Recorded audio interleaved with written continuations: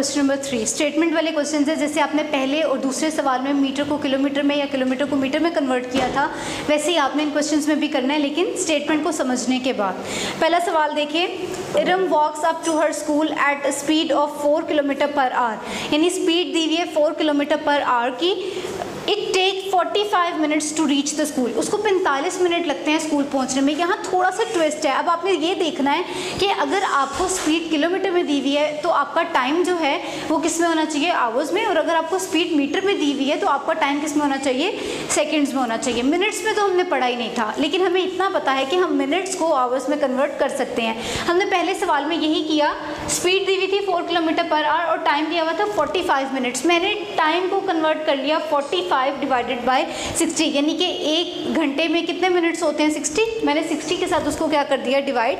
ये मैंने ऑप्शनल आपको यहाँ पे दिया है। डिवाइड करके अगर आप पॉइंट में आंसर लिख के नीचे पॉइंट से मल्टीप्लाई करते हैं तब भी सेम आंसर आएगा, लेकिन अगर आप फ्रैक्शन में लिख के दरम्यान में मल्टीप्लाई का साइन लगा के कटिंग करते हैं तब भी आपका आंसर सेम आएगा। ये उन बच्चों के लिए जिनको कटिंग में मुश्किल होती है या जिनकी कटिंग जो है वो गलत हो जाती है, जिन्हें लगता है कि हमारी कटिंग में मिस्टेक हो जाएगी, वो इस स्टेप के साथ भी इसको सॉल्व कर सकते हैं। नेक्स्ट हमने फार्मूला अप्लाई किया। फार्मूला मैंने आपको पहले भी बताया था, जब भी आपने डिस्टेंस की बात करनी है, स्पीड की बात करनी है और टाइम, जब आपको इनका रिलेशनशिप मिलेगा तो आप एक फार्मूला यूज़ करेंगे, speed is equal to distance divided by time या distance is equal to speed multiplied by time. दोनों में से कोई एक याद कर लें, आपके लिए आसानी हो जाएगी। यहाँ मैंने फार्मूला अप्लाई किया, distance is equal to speed multiplied by time. हमारे पास स्पीड क्या थी, 45 किलोमीटर पर आवर, पर मीन्स वो डिवीजन में आएगा नीचे, मल्टीप्लाइड बाय टाइम हमारा क्या था 45/60। 45/60 लिख के कटिंग करेंगे तब भी 3 किलोमीटर आ जाएगा। अगर आप 4 किलोमीटर को मल्टीप्लाई करेंगे 0.75 से तब भी आपके पास 3 किलोमीटर इसका आंसर आ जाएगा। क्वेश्चन नंबर 6 देखें। 6 में वो कहता है a car covers 201 kilometre in 3 hours.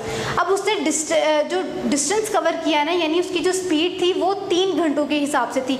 हमने तो पर आवर के हिसाब से पढ़ा हुआ है ना, तो हम पहले कन्वर्ट कर लेंगे।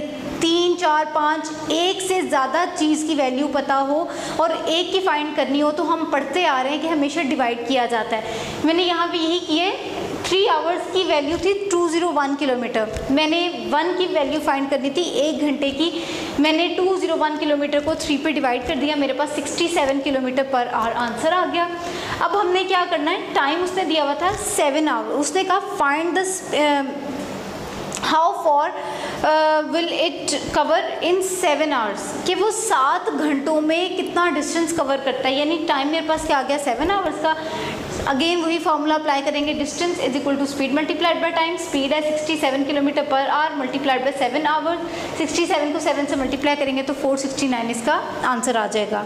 लास्ट क्वेश्चन देखिए। A bus leaves Islamabad at 11 AM and reach Lahore at 3 PM। यहाँ टाइम नहीं दिया हुआ लेकिन उसने ड्यूरेशन दे दिया है। एग्जैक्ट टाइम ना दिया हो, ड्यूरेशन दे दिया हो तो हम सिंपल निकाल सकते हैं ना। सपोज आप खुद निकलते हैं इस्लामाबाद से 11 बजे और आप लाहौर पहुँच जाते हैं 3 बजे, तो आप एस्टिमेट लगा लें कितना टाइम लगा होगा। 11 से शुरू करें, 12, 1, 2, 3, आपको कितने घंटे लगे, 4 घंटे, यानी हमारा टाइम क्या हो गया 4 आवर्स। और उसने कितना डिस्टेंस कवर किया 380 kilometre. Find the speed of the bus. अब हमने ये बताना है बस किस स्पीड से चल रही थी। हमने क्या किया, distance is equal to speed multiplied by time. Again वही फॉर्मूला लगाए, क्योंकि मुझे स्पीड फाइंड आउट करनी थी तो मैं टाइम जो कि यहाँ मल्टीप्लाई हो रहा था उसे इस तरफ ले आई और मैंने उसे डिवाइड कर दिया।